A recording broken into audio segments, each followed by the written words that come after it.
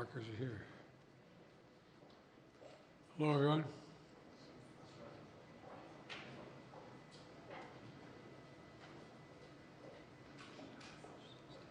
You got everybody?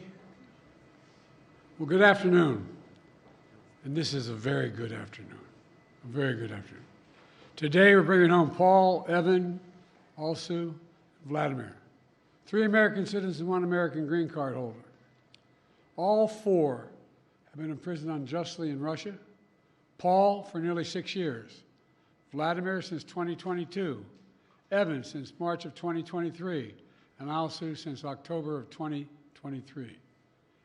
Russian authorities arrested them, convicted them in show trials, and sentenced them to long prison terms with absolutely no legitimate reason whatsoever, none.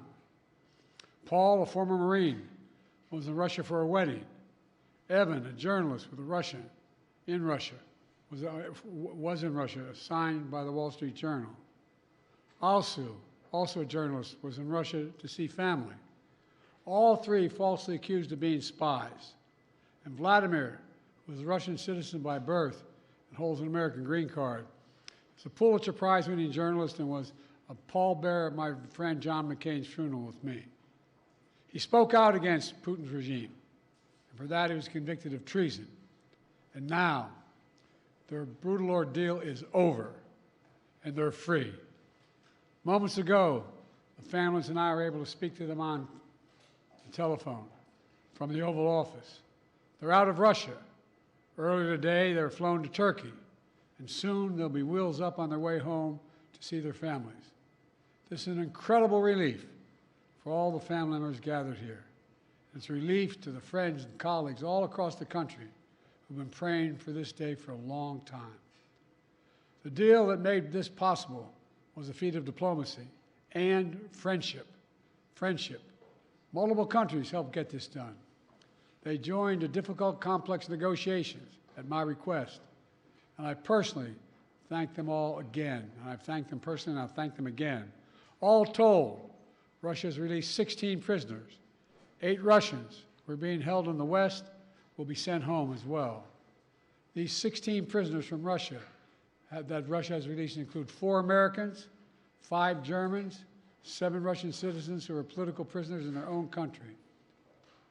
One of those Russians runs a human rights organization, Memorial, which won a Nobel Prize in 2022. Putin threw him in prison for voicing opposition to the war in Ukraine. 4 others work with Alexei Navalny, a political opposition leader who died in Russia prison this year. Now they can live safely abroad and continue their work of advocating for democracy if they so choose. This deal would not have been made possible without our allies.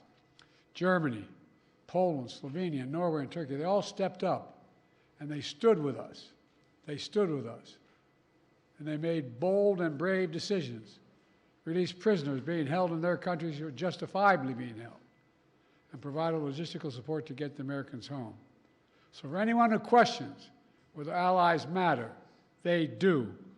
They matter. And today is a powerful example of why it's vital to have friends in this world.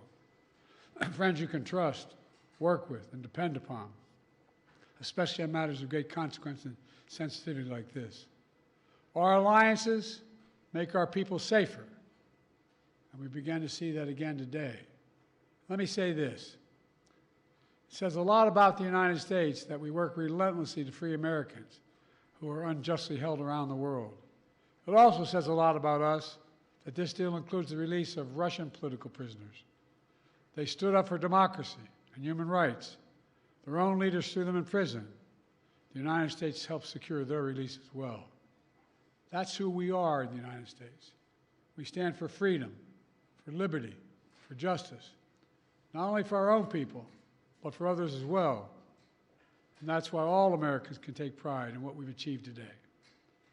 I want to thank everyone in my administration who helped make this happen.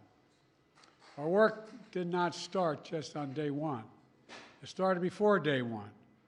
During the transition, I instructed our national security team to dig into all the cases of hostages being wrongfully detained, which were inherently, well, we inherited them from the prior administration. I wanted to make sure We hit the ground running, and we did. As of today, my administration has brought home over 70 Americans who were wrongfully detained and held hostage abroad, many since before I took office. Additionally, I issued an executive order in 2022 authorizing penalties like sanctions and travel bans on those who hold Americans against their will. And my State Department has introduced new warnings for Americans about the risk of being wrongfully detained by a foreign government. Deals like this one come with tough calls, and there are never any guarantees. But there's nothing that matters more to me than protecting Americans at home and abroad. And so we'll continue to work for the release of all wrongfully detained Americans around the world. Let me end where I began, with Paul, Evan, and also Vladimir and their families. They never gave up hope. We can't imagine what they've been through, all of you. Matter of fact, this lady right here, I think, was living in the Oval Office with us for a while. All kidding aside, can't imagine their joy right now. They're home. Tomorrow's a big day, the 13th birthday of Miriam. Miriam, where are you? Come here. You all know we have a tradition in the Biden family. We sing happy birthday on any birthday. You ready? All of you. Happy birthday to you. Happy birthday to you. Happy birthday, dear Miriam. Happy birthday to you. Remember, no serious guys till you're 30. God love you. She's all Sue's daughter. Now she gets to celebrate with her mom. That's what this is all about. Families able to be together again, like they should have been all along. So I want to thank you again to everyone who did their part. In just a few hours, we'll welcome home our fellow Americans. We're looking forward to that. God willing, we're going to be out at Andrews and get that done. So thank you, thank you, thank you, and this is a good day. What did you say to them on the phone, sir? What did you say when they answered the phone on the other side? I said, welcome almost home. How do you keep countries, these so-called abductor states, from simply taking more Americans in order to get more of their prisoners home? How do you end these perverse incentives, sir? Well, we're advising people not to go certain places. Tell them what's at risk, what's at stake. Mr. President, where are these negotiations, and can you speak to the complexity of working with 6 countries to secure these releases? Well, look, I'm not going to take the time now, but I'll do this later in the week.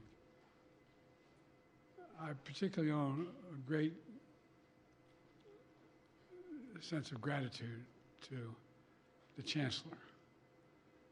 The demands they were making of me required me to get some significant concessions from Germany, which they originally concluded they could not do because of the person in question. But everybody stepped up. Poland stepped up, Slovenia stepped up, Turkey stepped up. And it matters to have relationships. It really does. These things matter. Pardon me? Could this improve relations with Russia? Is there any avenue for that after this prisoner exchange deal? As my sister might say, your lips to God's ears, man. Did you ever speak directly with Vladimir Putin about this, or would you be willing to speak with Putin now directly? I don't need to speak with Putin. Anyway. Anyway. How did you weigh that decision of letting somebody out who sounds like got away with murder? I got home innocent people. Thank you. All right. Thanks, everybody. Hello, what did you say to your son? Are you speaking with Erdogan or any of the leaders about this? Say that again? Are you speaking with President Erdogan or other leaders about this? Yes, I've spoken to all the leaders about this. What did you say? How do you And by the way, as a father, look, you heard me say this before. I mean it. My dad had a simple proposition. Family is the beginning, the middle, and the end. Blood of my blood, bone of my bone. I can think of nothing more consequential. I mean it sincerely. And having lost family, not a different way, and not knowing what's happening, the circumstance when they're accidental, health, it matters. Mr. President, what did Germany ask for in response for their cooperation? Nothing.